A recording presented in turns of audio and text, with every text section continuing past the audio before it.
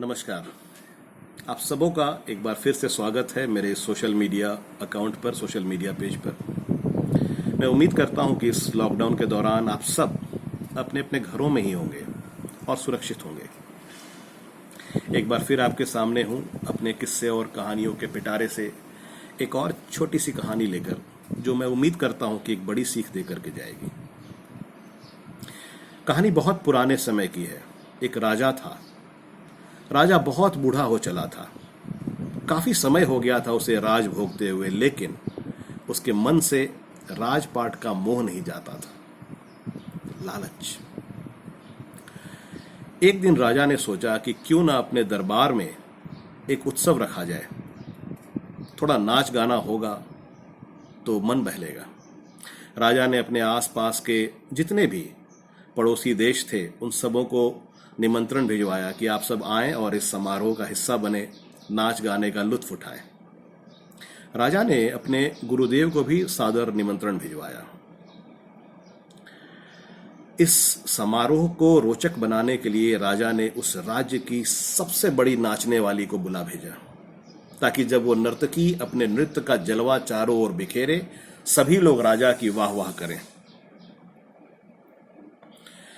समारोह वाले दिन जब गुरुदेव आए तो राजा ने इतनी सारी सोने की मोहरें गुरुदेव को दी कि अगर उन्हें उस नृत्यांगना का नृत्य पसंद आए तो उसे अपने हिसाब से वो पुरस्कृत कर सकें। उत्सव शुरू हुआ। सारी रात नाच गाना चलता रहा। सुबह होने को आई। एकाएक उस नर्तकी ने देखा कि उसका तबले वाला ऊँघ रहा है। वो डर गई। उसने सोचा कि राजा है, कहीं दंड न दे डाले, तो उसने एक दोहा पढ़ा। बहु बीती थोड़ी रही, पल पल जाई बिताई, एक पल के कारणे न कलंक लग जाई। बहु बीती थोड़ी रही, पल पल जाई बिताई, एक पल के कारणे न कलंक लग जाई। अब इस दोहे को उस दरबार में मौजूद एक एक आदमी ने सुना और सबने अपने हिसाब से उसका अर्थ निकाला। तबले वाला सतर्क हो गया, सीधा बैठ गया और तबला बजाने लगा। गुरुदेव अपना आसन छोड़ खड़े हो गए और उन्होंने अपनी सारी स्वर्ण मुद्राएं उस नर्तकी को अर्पित कर दी। राजा के बेटी और बेटे दोनों उस दरबार में बैठे हुए थे। राजकुमारी ने अपना नौलखा हार उतारा और उस नर्तकी को समर्पित कर दिया। युवराज ने अपना मुकुट उतारा और उस नर्तकी के चरणों में रख दिया। राजा अचंभित रह गया कि सारी रात एक के बाद एक नाच और गाने का कार्यक्रम हुआ। इन लोगों ने किसी को अप्रिशिएट नहीं किया, लेकिन इस छोटे से दोहे पर हर व्यक्ति अपनी अपनी मूल्यवान चीज इस नर्तकी को समर्पित कर रहा है। माजरा क्या है? राजा खड़ा हो गया। उसने कहा, ए नाचने वाली, ए नर्तकी, तुमने तो एक दोहे से मेरा पूरा दरबार लूट लिया। गुरुदेव ने कहा, राजन, इस नर्तकी को भला बुरा मत कह। इसके एक दोहे ने मेरी आंखें खोलकर रख दी हैं। सारी उम्र मैं प्रभु की खोज में, सत्य की खोज में जंगल जंगल पहाड़ों में भटकता रहा।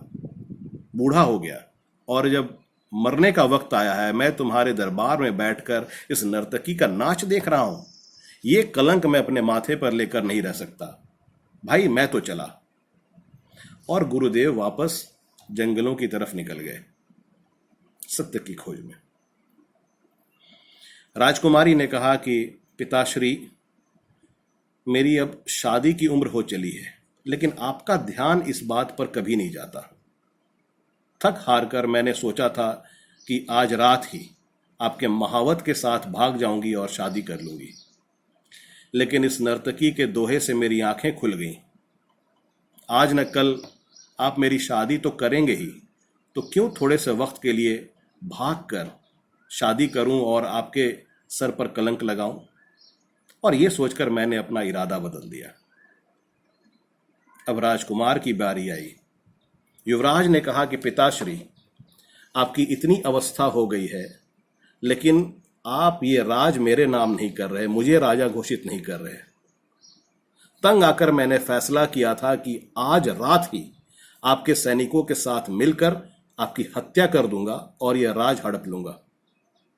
लेकिन इस नर्तकी के दोहे से मेरी आंखें खुल गईं कि मैं ही तो युवराज हूं। आज न कल मेरा ही राज्याभिषेक होना है, तो क्यों इस थोड़े से वक्त के लिए अपनी पिता की हत्या का कलंक अपने सर पर लूं। और मैंने अपना इरादा यह सोचकर बदल दिया।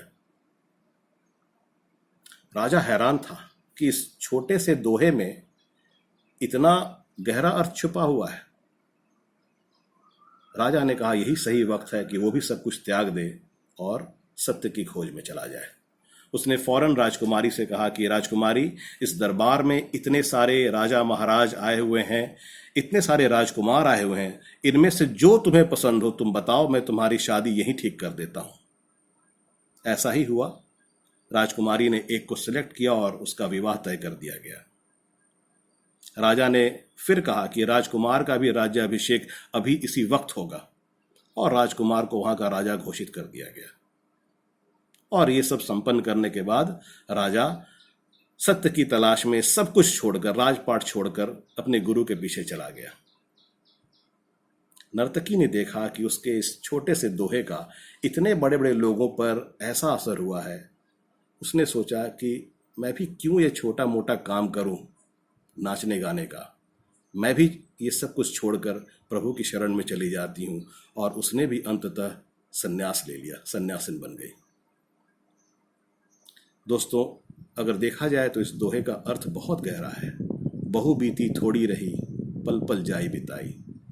बहुत बड़ा, बहुत सारा समय बीत चुका है। फेज 1 लॉकडाउन का 21 दिनों का हमने अच्छी तरह से काट लिया है। फेज 2 है जो धीरे धीरे करके ये भी निकल जाएगा। थोड़े से समय के लिए कलंक क्यों अपने सर पे लेना। घरों में बैठें और घर बैठकर ही इस महामारी से विजय प्राप्त की जा सकती है। उम्मीद करता हूं कि ये कहानी आप सबों को पसंद आई होगी। अगली बार फिर मुलाकात होगी एक और रोचक कहानी के साथ। तब तक के लिए जय हिंद, जय भारत।